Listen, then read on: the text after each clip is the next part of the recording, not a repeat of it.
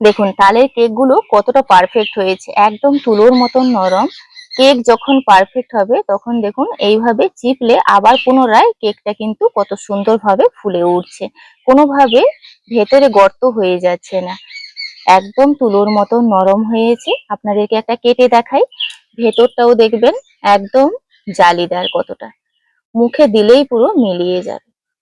কত জালিদার হয়েছে আপনারা নিশ্চয়ই দেখে বুঝতে পারছেন কেকটা। নমস্কার বন্ধুরা, আমার চ্যানেলে আপনাদের সবাইকে স্বাগত। আজকে বানাবো তালের ভাপা কেক। অসম্ভব সুন্দর খেতে, বানানো কিন্তু ভীষণই সহজ। চলুন কিভাবে বানাচ্ছি দেখে নেওয়া যাক। এখানে আমি ছোট কাপের 1 কাপ নিয়েছি জাল করে রাখা তালের পাল্প। এই তালের পাল্পটা যেহেতু জাল করে ফ্রিজে রেখেছিলাম, ওই কারণে ঠান্ডা আছে এবং বেশ ঘন আছে। একটু কড়াইতে দিয়ে নরম করে নেব। অল্প একটু জল দিয়ে দিচ্ছি।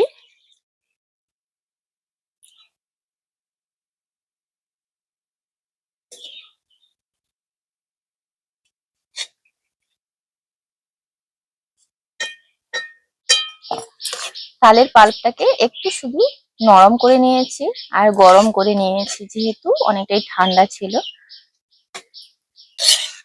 একটা বাটির মধ্যে নিয়ে নিচ্ছি।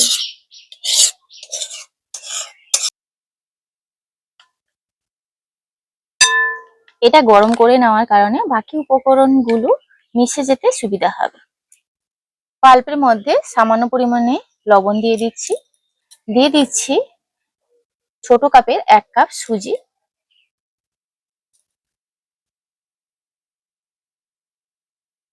এই গরম অবস্থায় সুজিটা দিয়ে দিলে খুব সুন্দরভাবে ভিজে যাবে।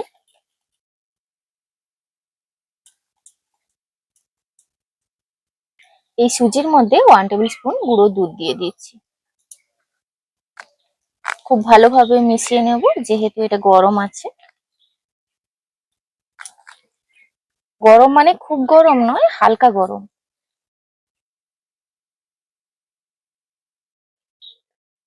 দিয়ে দিচ্ছি পরিমাণ অনুযায়ী চিনি। চিনিটা কিন্তু যে যার পরিমাণ বুঝে দেওয়া যাবে।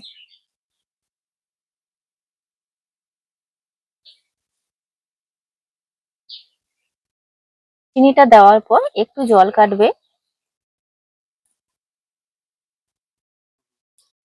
বড় চামচের 1 চামচ নিয়েছি এখানে বাটার, আপনারা সাদা তেলও দিতে পারেন। সেক্ষেত্রে কি হবে, কেকটা খুব সুন্দর সফট হবে।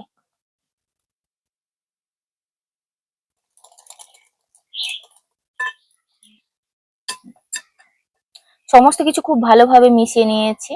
এবার এখানে নিয়েছি ময়দা। ময়দাটা কিন্তু যেই কাপে করে সুজি নিয়েছি সেই কাপের হাফই নিচ্ছি, খুব সামান্য। কাপটা ভিজে গেছে, ওই কারণে আর আমি মাপটা আপনাদেরকে দেখাতে পারলাম না। ওই কাপের হাফ কাপ মতন আমি নিচ্ছি ময়দা। সুজি যতখানি, ময়দাটা ঠিক হাফ। খুব ভালোভাবে মিশিয়ে নেব।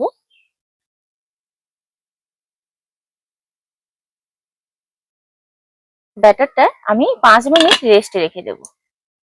এই ব্যাটারের মধ্যে একটা ইনো প্যাকেট নিয়েছি, ইনো প্যাকেটের হাফ নিয়ে নেব।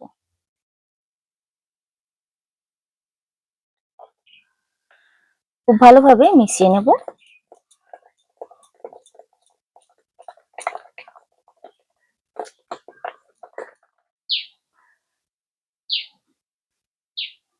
এক চামচ করে ব্যাটার নিয়ে নিয়েছি।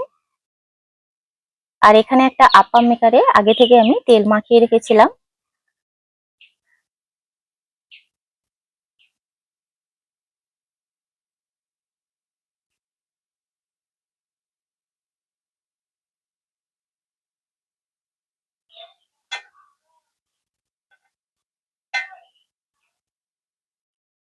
ওপর থেকে একটা করে কিশমিশ দিয়ে দিচ্ছি।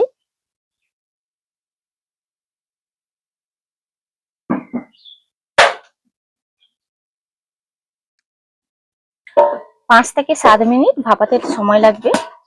ঢাকা দিয়ে দিলাম। একবার দিয়ে দিয়েছি, আর বাকি যে ব্যাটারটা আছে পরের বারে বানিয়ে নেব। তো আপনারা দেখতেই পাচ্ছেন ব্যাটারটা কতটা স্মুথ হয়েছে। আমি এখানে মিক্সিতে দিয়ে একটু চালিয়ে নিয়েছি যাতে ব্যাটারটা খুব সুন্দরভাবে স্মুথ হয়ে যায়। সেটা কোনোভাবে কিন্তু ক্যামেরাটা কাট হয়ে গেছে, ডিলিট হয়ে গেছে, ওইটা তার জন্য আমি দেখাতে পারিনি। 5-7 মিনিট ভাপিয়ে নিয়েছি, দেখুন কত সুন্দরভাবে ফুলে উঠেছে কেকগুলো।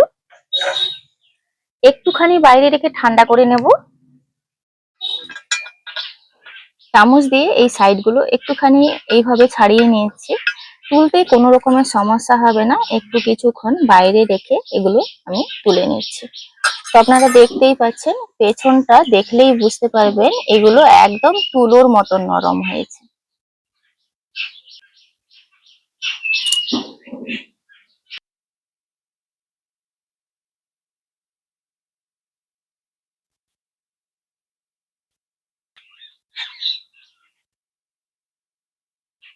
আমার আপ্পাম মেকারটা যেহেতু কাস্ট আয়রনের, ওই কারণে কিন্তু প্রথমবারে তেল দিলেই হয়ে যাবে। এইভাবে করে আমি প্রত্যেকটা কেক বানিয়ে নিচ্ছি, তারপর আপনাদেরকে দেখাচ্ছি যে এগুলো কত সুন্দর হয়েছে।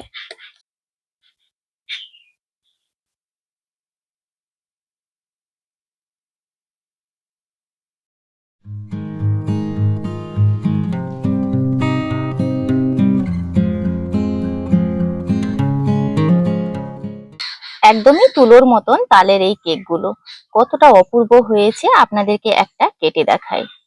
দেখুন তালের কেকগুলো কতটা পারফেক্ট হয়েছে, একদম তুলোর মতন নরম।